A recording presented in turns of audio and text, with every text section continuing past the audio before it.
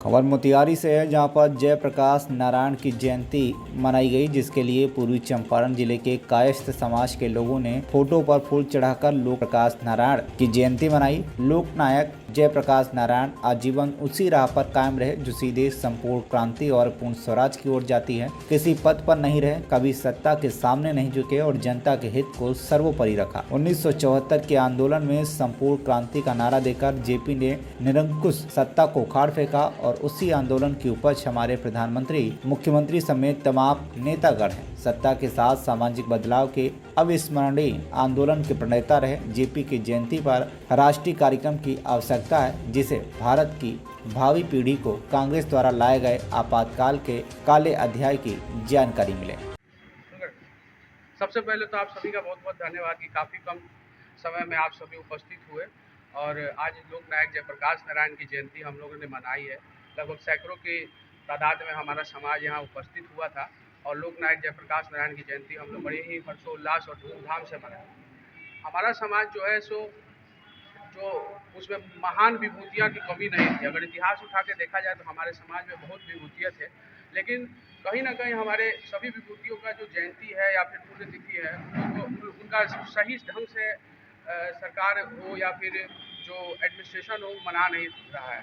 अभी रिसेंटली 2 अक्टूबर को जो लाल बहादुर शास्त्री जी का जयंती था और गांधी जी का भी जयंती था। गांधी जी की जयंती को बड़े ही धूमधाम से मनाया गया और लाल बहादुर शास्त्री जी की जयंती को अच्छे से नहीं मनाया गया। कहीं ना कहीं उनका एक फ़ोटो जो है गांधी जी के चरणों में रख के और उस पर जो है माल्यार्पण किया गया, जिससे हम लोग काफ़ी दुखी हैं।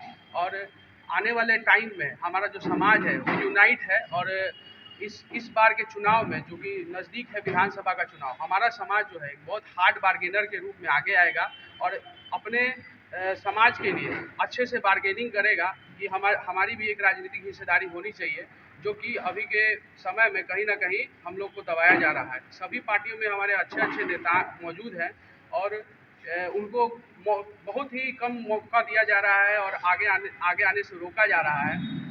0.6% हम लोग को दिखाया गया है, जो कि कहीं से उचित नहीं है। और हम लोग आज आपके माध्यम से ये मांग करते हैं कि जो हमारा प्रतिशत लाया गया है वो गलत है और इसका दोबारा पुनः जांच हो। धन्यवाद। शुरुआत बनेगा, इस पर चिंतन करने की आवश्यकता है। और चंपारण कैसे इसकी शुरुआत करेगा, जब तक चंपारण में जयप्रकाश नारायण जैसे लोग इस कार्य के प्रदर्शक नहीं बनेंगे, आगे नहीं बढ़ेंगे, वैसे लोग जब तक नहीं आएंगे तब तक जो है सो चंपारण भी अपना वो आकार जो है सो नहीं पा सकेगा जिसके लिए चंपारण को जाना जाता है। तो हम उम्मीद करते हैं कि आज हम सब मिल करके संकल्प लेंगे कि चंपारण को हम उस ऊंचाई तक ले जाएंगे और बिहार को गुजरात से भी आगे बढ़ करके बनाने का प्रयास करेंगे। जेपी आंदोलन जयप्रकाश नारायण जी की जयंती जो मोतिहारी में मनाई गई है वो पूरे भारतवर्ष में मनानी चाहिए, क्योंकि वो भारत रत्न थे, वो लोक नायक थे, संपूर्ण क्रांति के जनक थे। और जो सबसे अच्छी बात थी कि एक पढ़ा लिखा इंसान जो विदेश से पीएचडी किया था और जिसने पढ़ाई की थी, उसने अपने आप को देश सेवा में समर्पित कर दिया। आज के जो नेता हैं, जो नेताओं की पीढ़ी है, वो कोशिश करती है हमें समाप्त करने की या हमें हाशिया पर ला के खड़े करने की। हम लोग ये चाहते हैं बताना कि अपने जो जनरेशन, जो आने वाले जनरेशन है, उनको अपना जो गौरवशाली इतिहास है, जिसमें स्वामी विवेकानंद से शुरू कीजिए और सुभाष चंद्र बोस से शुरू कीजिए, लाल बहादुर शास्त्री से शुरू कीजिए, जिनके नाम से हरित क्रांति है, जिनके नाम से दूध की क्रांति है, जिन्होंने लोगों को कहा कि एक टाइम भोजन मत कीजिए और अन्न का त्याग कीजिए ताकि हमारा अन्न का भंडारण हो सके, जिन्होंने युद्ध करके दिखाया। लोग बोलते हैं ना कि कायस्थ पराक्रमी नहीं होते हैं, तो उन्होंने न केवल पाकिस्तान को हराया, उनके 93,000 सैनिक को बंदी भी बना के लाया और उनको जहर दे के मार दिया गया, या जैसे भी मरे हो, कंट्रोवर्सी की चीज है।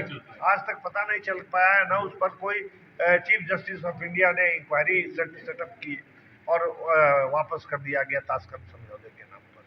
हम अपने जो नए जनरेशन, जो आने वाले जनरेशन है, उनसे ये कहेंगे कि आज तक जिस तरह से हम लोग को एक्सप्लॉइट किया गया है, आप एक्सप्लॉइट नहीं हुई है। आप नई एक दिशा देख रहे हैं कि लोग युवा शक्ति को दिग्भ्रमित कर रहे हैं जनरेशन जी के नाम से या जनरेशन जेड के नाम से कि उन्होंने ये किया, उधर वो किया, बांग्लादेश में ये किया। तो हमारा समाज से ये आग्रह है, अपने समाज से भी आग्रह है और सभी समाज से आग्रह है कि अपने इतिहास को, अपने बच्चों को, अपने देशवासियों को बताएं कायस्थ कुल क्या है। और इसने कभी भी कोई उस तरह की क्रांति नहीं की, खूनी क्रांति नहीं की, आग लगाने वाला काम नहीं किया, जलने वाला नहीं काम किया। तो हमारा जो जनरेशन है, जो नया जनरेशन जी जिसको बोलते हैं, जो कि 2000 ईस्वी से लेके 2025 तक जो पैदा हुआ है, नए वोटर्स भी हैं, उनसे बस यही आग्रह है कि आप शांति के रास्ते पर चलें और लोक नायक जयप्रकाश जी को फॉलो करें कि वो अकेले एक आदमी ने एक कदम आगे बढ़ाया था। अब पूरा भारतवर्ष ने उनको सपोर्ट किया और उन्होंने सरकार बदली और उसके उपज आप देख रहे हैं, नीतीश जी हैं, लालू जी हैं, सब कुछ है। लेकिन नीतीश जी ने दिखाया कि कुछ पार्ट ऑफ रिस्पेक्ट उन्होंने जयप्रकाश जी के प्रति दिखाया और जो जयप्रकाश जी का सपना था उसको उन्होंने पूरा किया और बिहार उस लायक पहुंच गया। यही हमारा नए जनरेशन से ये हमारी प्रार्थना है और माता पिता से भी प्रार्थना है कि अपने बच्चों को अपने कायस्थ कुल के भविष्य के बारे में जरूर बतावें और केवल कायस्थ कुल के भविष्य के बारे में नहीं, भारत के पॉजिटिव जो भविष्य वक्ता लोग थे और जिन्होंने भविष्य बनाया उनके बारे में बताएं। इतिहास को न भूलें, इतिहास को भूलेंगे तो आप भूगोल को के पन्ने से भी चले जाएंगे। When India dies, who lives? इसलिए भारत की रक्षा कीजिए और अपने आप को जीवित रखिए। कुछ राजनीतिक दल के मोतिहारी से अमित रंजन की रिपोर्ट, केंद्रित टीवी।